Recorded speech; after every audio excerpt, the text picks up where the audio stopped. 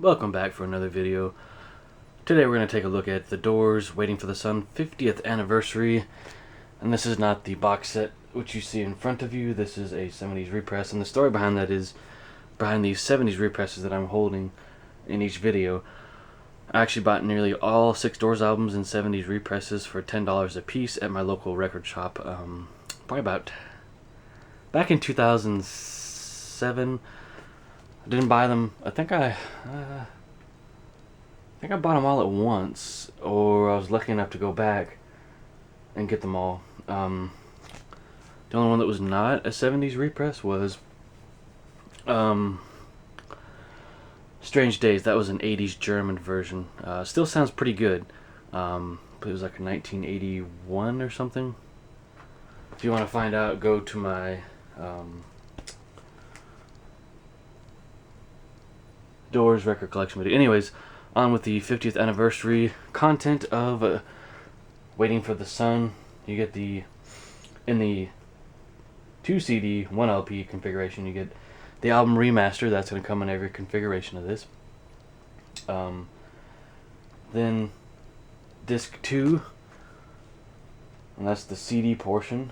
You get Hello, I Love You rough mix, Summer's Almost Gone rough, Yes, the River Knows rough mix, Spanish Caravan rough mix, and all these are going to be rough mixes. Love Street, Wintertime Love, Not to Touch the Earth, 5 to 1, My Wild Love, and then you have,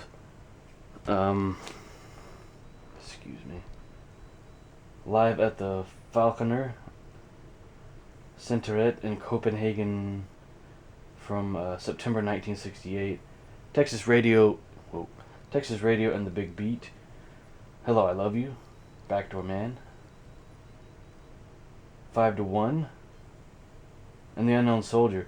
There's, wait a minute here. Okay, this is showing, like, that's weird. We have the, there's 3 discs here, okay. Alright, interesting.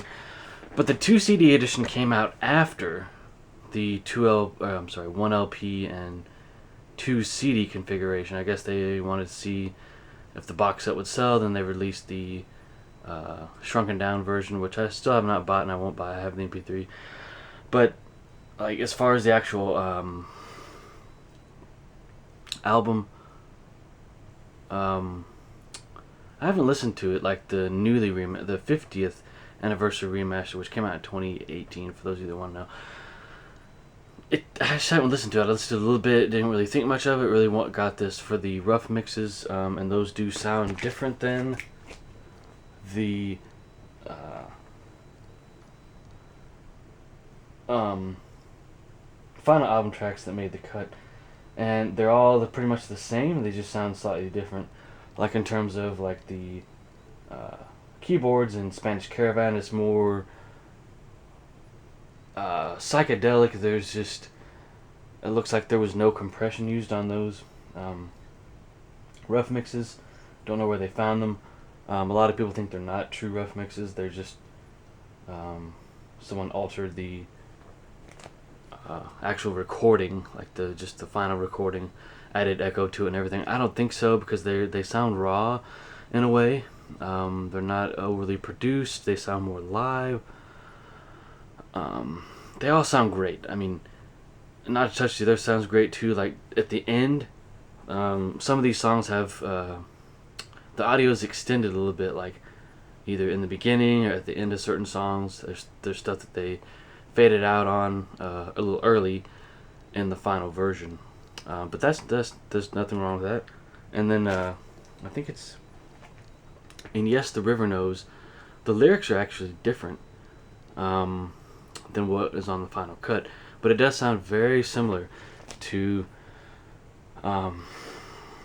what the final version.